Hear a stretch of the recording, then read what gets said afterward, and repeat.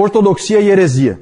Vamos falar de algumas heresias que atacaram a igreja. Porque nós falamos do ataque do Império Romano físico, nós falamos do ataque intelectual que veio dos judeus e dos pagãos, e agora nós vamos falar de ataques que vieram de dentro da própria igreja, que são as heresias. As heresias nascem na igreja, dentro da igreja.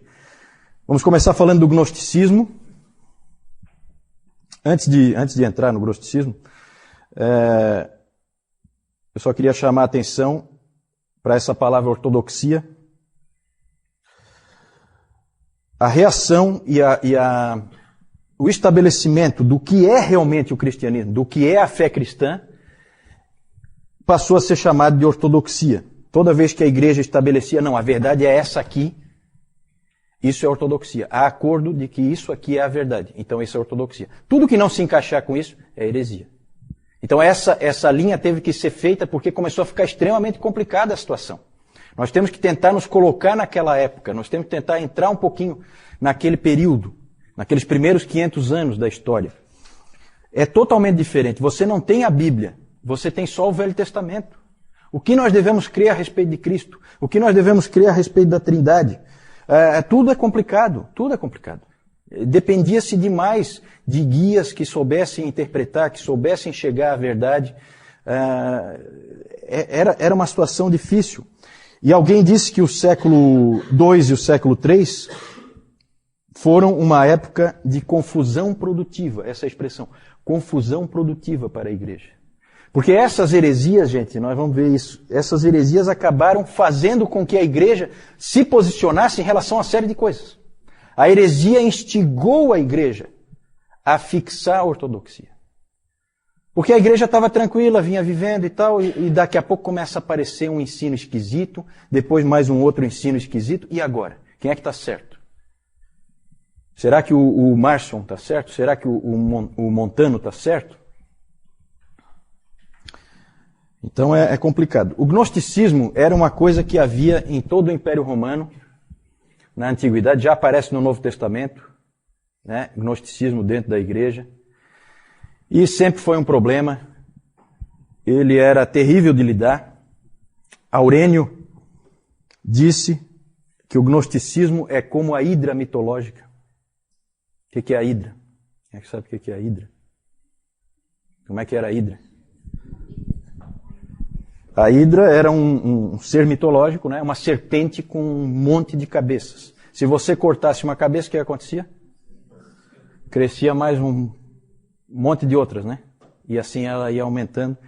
E o Aurênio disse que era assim o gnosticismo. Você vai e ataca ele por um lado, ele sai pelo outro. Porque ele é uma mistura de tudo que é religião, uma confusão danada. E havia um tipo de gnosticismo que era um gnosticismo cristão, ou seja, envolvia Cristo. Existia gnosticismo que não era cristão, mas existia gnosticismo que era cristão. É claro que o gnosticismo, ele sempre é docético. O que é esse palavrão aí, docético? Docetismo é uma doutrina que diz que Jesus Cristo não era um homem. Ele parecia um homem, mas ele não era. E os gnósticos criam realmente que Jesus era um tipo de espírito iluminado, alguma coisa assim, mais ou menos como os espíritas creem hoje, né? O espiritismo eu acho que tem bastante de gnosticismo.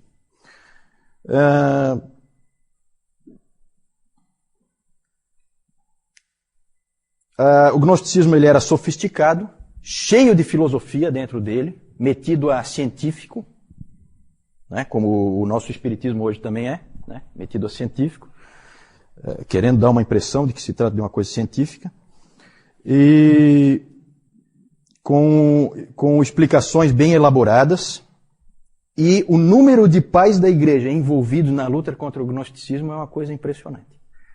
O que teve que quase que se fazer um exército de homens para atacar o gnosticismo e conseguir eliminá-lo da igreja. E nós temos que ser gratos, sabe, a esse tipo de soldados que lutaram no passado, porque esse tipo de heresia podia ter destruído a fé cristã. E é claro que Deus está no controle, Deus é soberano e tal, mas ele usa homens. Ele usou homens.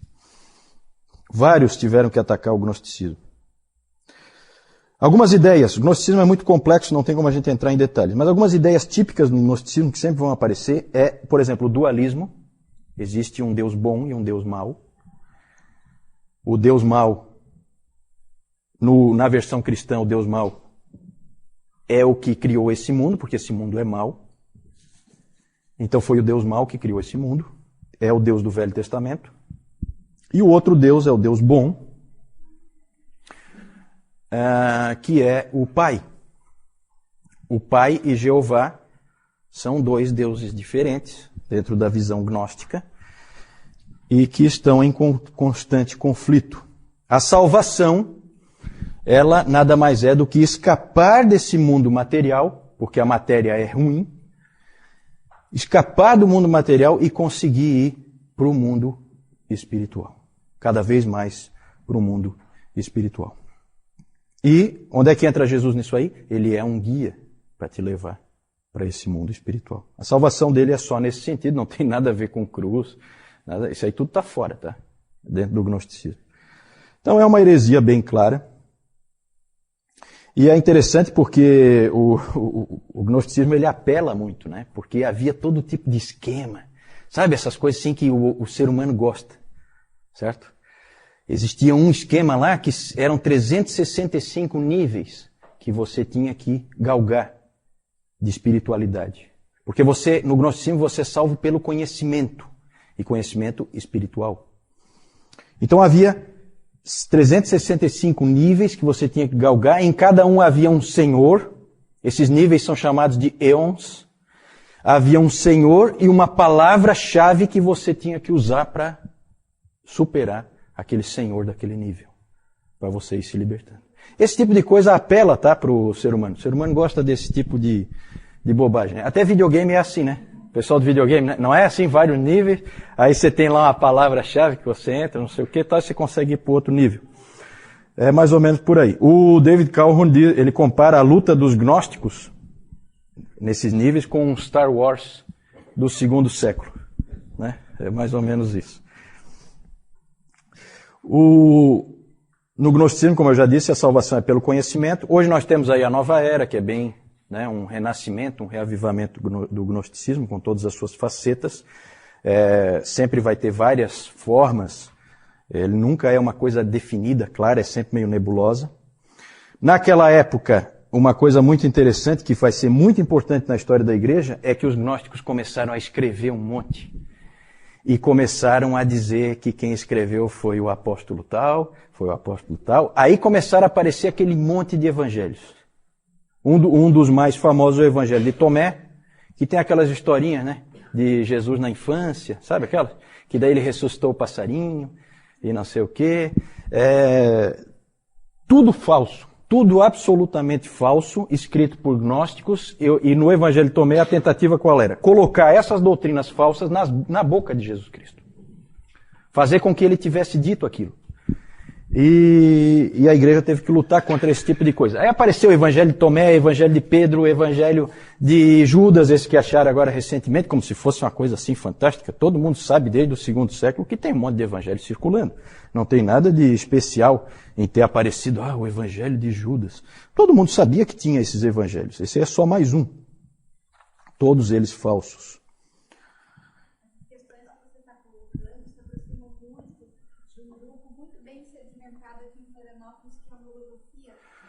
Sim, sim. Na verdade, esse tipo de grupos, logosofia, cientologia, essas coisas assim, tudo é nova era, né? Então tudo vai nesse lado do gnosticismo, do conhecimento de si mesmo, conhecimento dos níveis espirituais e tal. Tem vários gostos aí, né? Você tem vários sabores desse tipo de coisa. O gnosticismo não morreu, mas felizmente ele se separou da igreja, graças a esse trabalho desses homens do passado que trabalharam foram muito aguerridos e fizeram um trabalho muito bom. Vamos passar para o próximo rapidamente, o marcionismo. Márcio? Estou trazendo mais um. E esse é bom, hein? Esse aí é dos bons. Alguém já disse que esse Marcion foi o maior inimigo.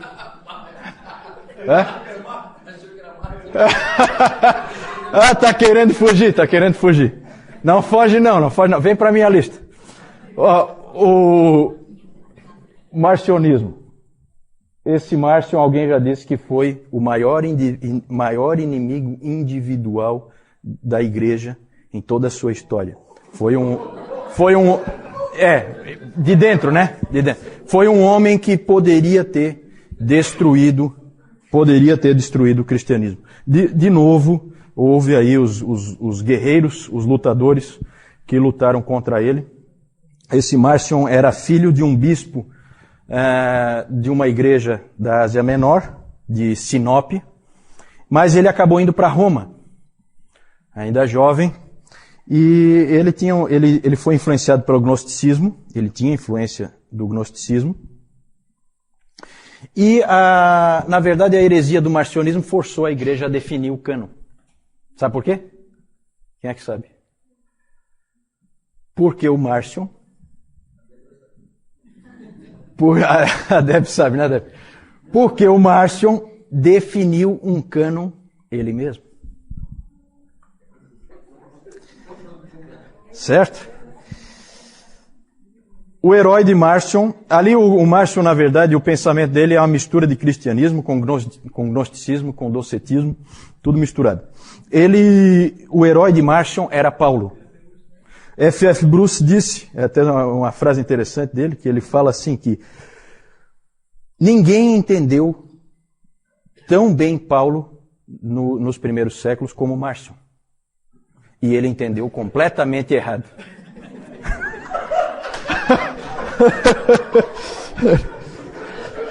É uma frase dúbia, né?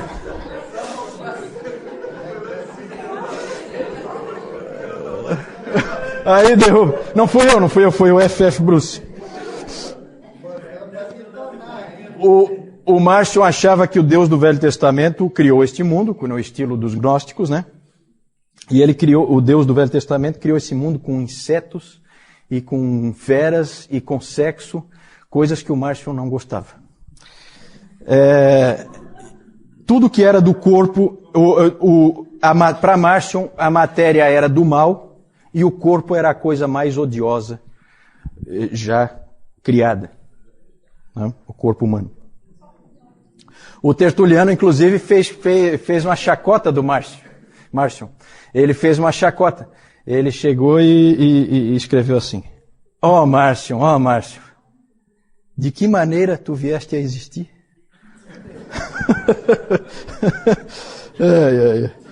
É interessante. Os pais da igreja atacaram muito o Márcio em suas ideias, eles viam que era um inimigo perigoso.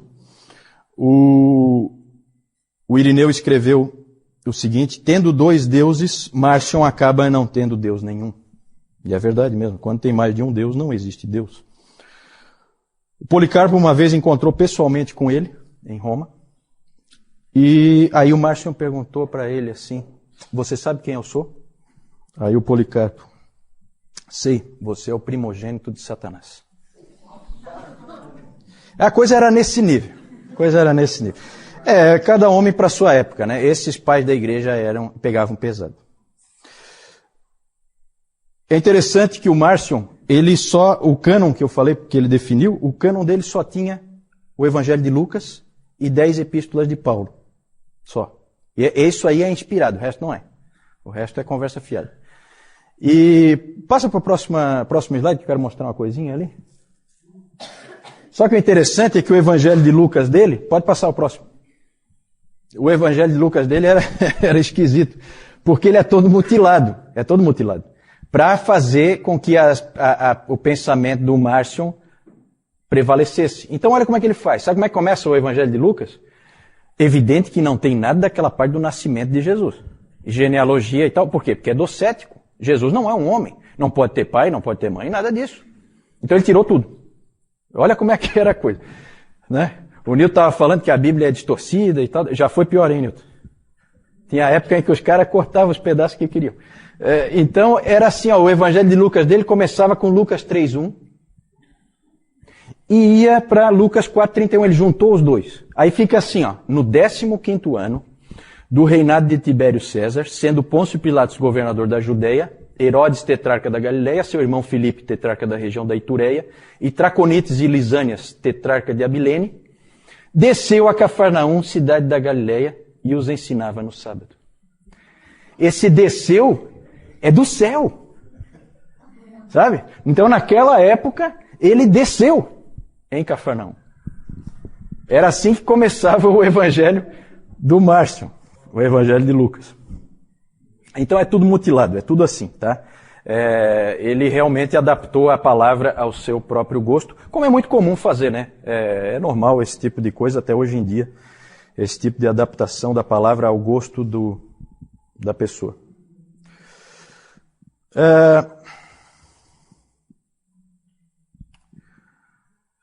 Podemos voltar ali? Volta mais um pouquinho? Isso, deixa só esse aí. Vamos falar do montanismo.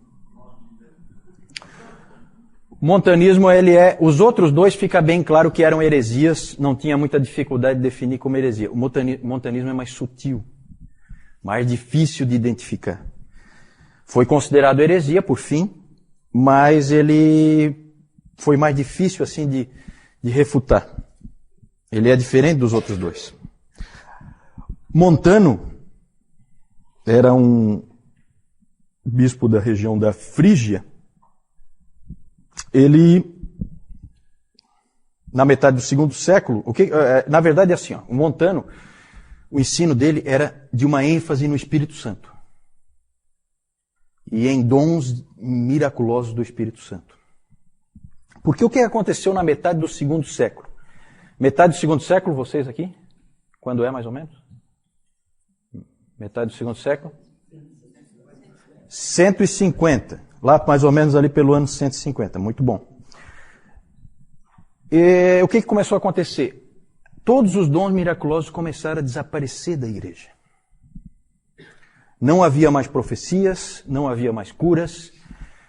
Tudo começou a desaparecer, simplesmente desapareceu, não acontecia mais. E diante dessa circunstância, você pode ter duas abordagens. A que a maioria seguiu, de que Deus descontinuou isso. Simplesmente não interessava mais fazer. Então Deus parou esse tipo de ação. Essa era a posição da maioria. Mas os montanistas não aceitaram isso. Eles alegaram que esses dons miraculosos tinham desaparecido por causa da apostasia da igreja, o mundanismo da igreja. A igreja não era suficientemente séria. Então eles disseram que não é verdade que tinha cessado tudo isso. Eles diziam que continuava, na verdade, toda a obra do Espírito e que Deus ainda falava. O Montano disse que Deus falava através de homens como falou através de Paulo. Da mesma forma. Especialmente através de um homem. Adivinha quem? Ele mesmo. Montano. Né? Então ele dizia que Deus continuava falando através dele e de algumas pessoas que eram do grupo dele, no caso duas mulheres, duas profetisas, Prisca e Maximila. Essas duas ele dizia também que recebiam revelações diretas da parte de Deus. Há inclusive registros de que uma vez Montano disse: "Eu sou o Deus onipotente habitando em um homem." Humilde, humilde. Não tem nenhum Montano aí não, né? Não. Humilde tem, né? Então tá bom. Essa então era uma ênfase muito forte nos dons do Espírito, no Espírito Santo. Ele dizia inclusive que tinha terminado a era do Filho e que estávamos entrando numa nova era, a era do Espírito. E eles também tinham uma ênfase muito forte no fim dos tempos, na vinda iminente de Cristo. Outra ênfase deles era uma disciplina extremamente rígida. Extremamente rígida. Eles eram extremamente ascéticos. Uma vida assim de privações eles seguiam. E se alguém pecasse no meio deles, nas igrejas montanistas, se alguém pecasse era excluído imediatamente e sem volta. Certo? Então eles tinham assim essa cultura da perfeição. O que deixa todos os estudiosos estupefatos até hoje é o fato de um homem inteligente, extremamente capaz como Tertuliano, ter se encantado por essa heresia aí. É uma coisa que não se entendeu até hoje, né?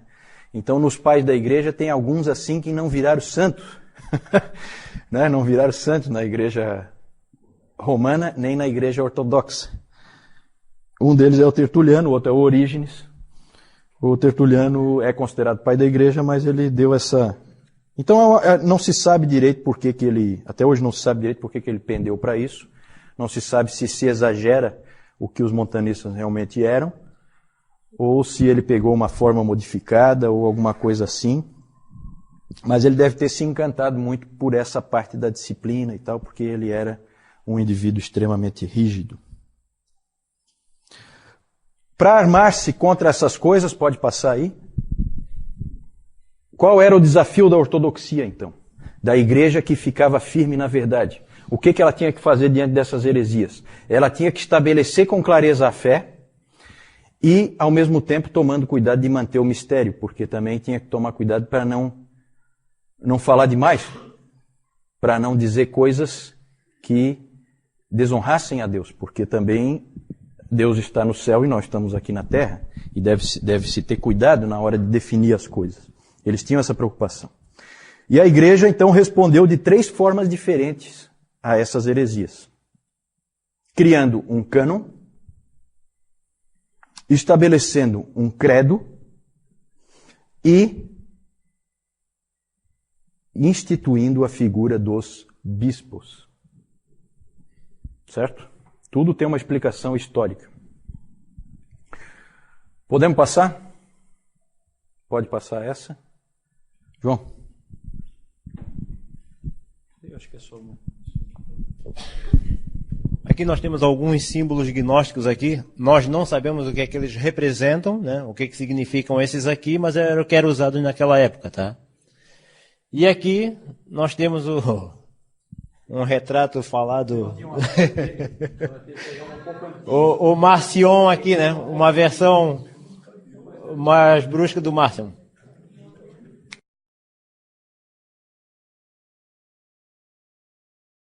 Se aparece combate agnosticismo no Novo Testamento. Principalmente em Colossenses aparece. Colossenses eu acho que é um bem típico, né? Aparece em Pedro, uma das cartas de Pedro. Não sei, o Nilton pode me ajudar, Nilton? Eu acho que mais por aí. Desde o início havia problema com o gnosticismo. Desde o início.